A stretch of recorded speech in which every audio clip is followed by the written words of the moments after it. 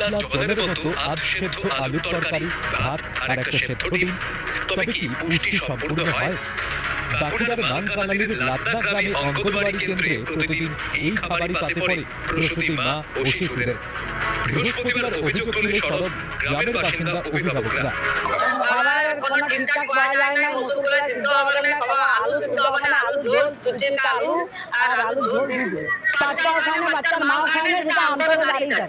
এটা ঘরকেও ঢুকাবো এরকম রুচি হয়। আলুগুলো বেশি বেশি দিয়ে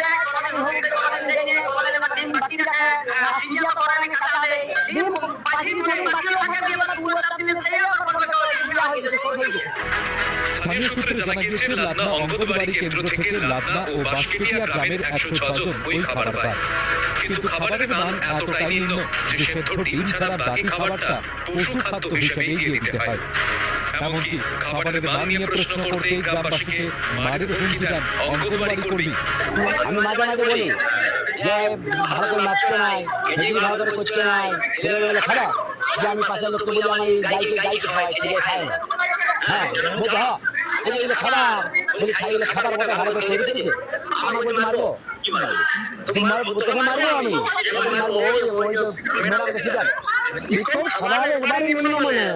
ওই খাবার বাচ্চাদের বা বাচ্চার ডেলিভারিদের খাবার নয় ওটা। ওরা একবার নিম্নমানের, তেল নাই, মশলা নাই, হলুদ নাই, সেরকম কোনো সবজি নাই।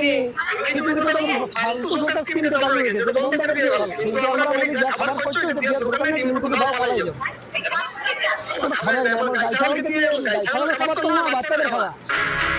যদিও রোজ নিম্নমানের খাবার দেওয়ার অভিযোগ নস্যাৎ করেছেন অঙ্গনওয়াড়ি কর্মী। তার কথায় একদিনই খাবার নিম্নমানের হয়েছিল। যদিও তার উপযুক্ত কারণ দর্শাতে পারেননি তিনি, উল্টে সাফাই দিতে এক পাও পিছিয়ে যাননি তিনি।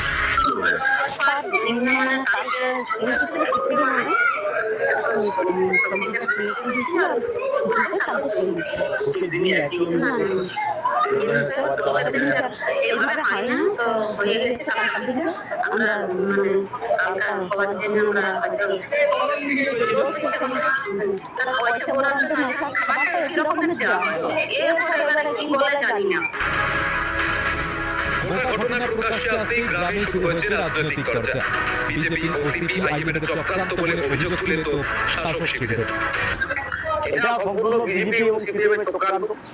কারণ হচ্ছে কি লাদনা আইসিডি সেন্টারে যে অঙ্গনওয়াড়ি কর্মী তিনি তার সামনে আগে বরাবরই সিপিএম করতো, তিনি এখন হালে পানি পেয়ে বিজেপি হয়েছে বিগত লোকসভা ভোট থেকে। এটা সম্পূর্ণ অনৈতিক।